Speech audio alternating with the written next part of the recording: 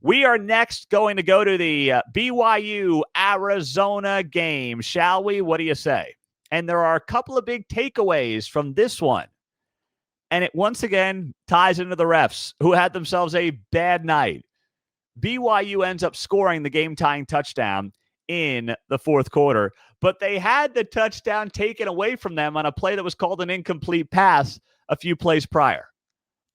If BYU does not come back to force overtime and score a touchdown on that final drive, we're once again talking about the refs in the Big 12, who stunk.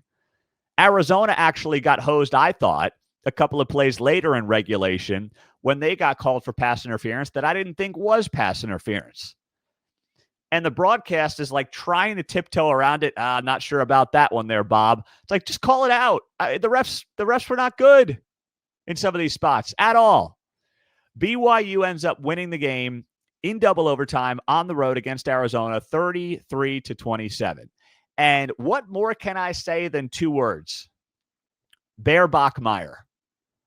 The true freshman quarterback does it again. And what was so impressive about this game is that he overcame a couple of big mistakes, big interceptions. But what does Kalani Sitake do? They just feed him, and they feed him, and they put the ball back in his hands, and they don't worry about the mistakes, and they keep this thing rolling, and the offense looked really good most of this game. And that is a testament to, first off, the pieces on offense. The offensive line as well was great. LJ Martin had himself a big night. And Bear Bachmeier doing it on the ground, scoring the game-winning touchdown in double OT. 22 carries, 89 yards. Threw the ball. I thought he actually threw the ball pretty well. I know if you look at the box score, you'll see 12 of 29 for a $172, 1 touchdown, 2 interceptions. But I'm telling you, man, this guy steps back. He's got poise for a true freshman. He's got confidence in that pocket. I'm not trying to blow smoke here at all. I just love this guy more and more every week. And he gets down, but he gets himself back up. He makes a big play. He's got confidence on the ground. He's running between the tackles. That number 47 is just fantastic to see because obviously it's not your usual quarterback number. And he's not, when he's running the ball, he's not looking to slide, man. And that may come back to bite him at some point, I understand. But for BYU to be trailing in this game the way that they were late, down 10 points, come back, force OT, win the game in double OT, was just a gutsy win to stay undefeated in 6-0 and do it against an improving Arizona team. Now, in double OT, I thought that Arizona, had an opportunity there.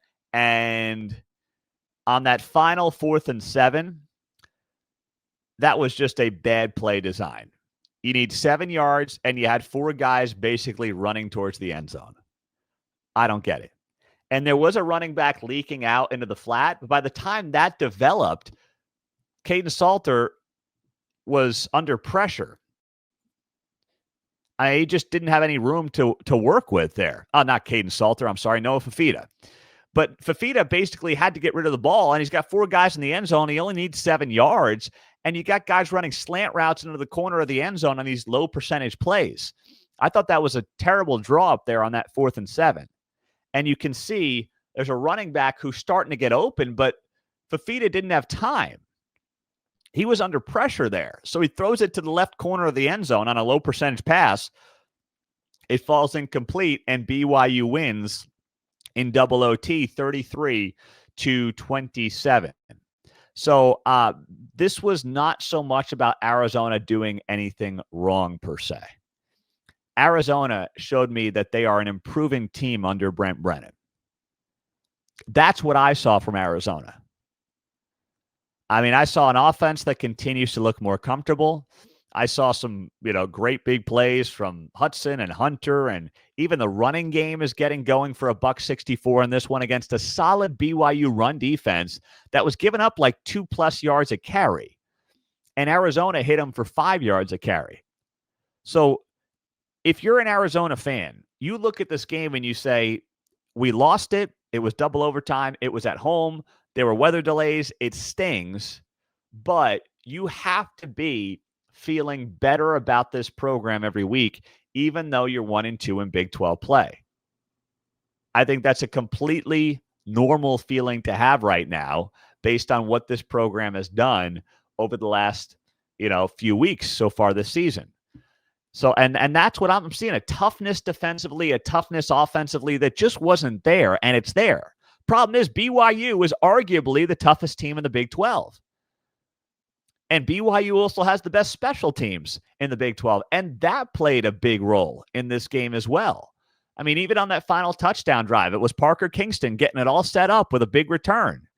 And those are the kind of things, the little things, that BYU has traditionally done well and is doing well again this year. And that's why when people say, and I'll take some heat on this, I have said, and I said it going into the season, hey, BYU won all these one-score games. Can they really keep that going?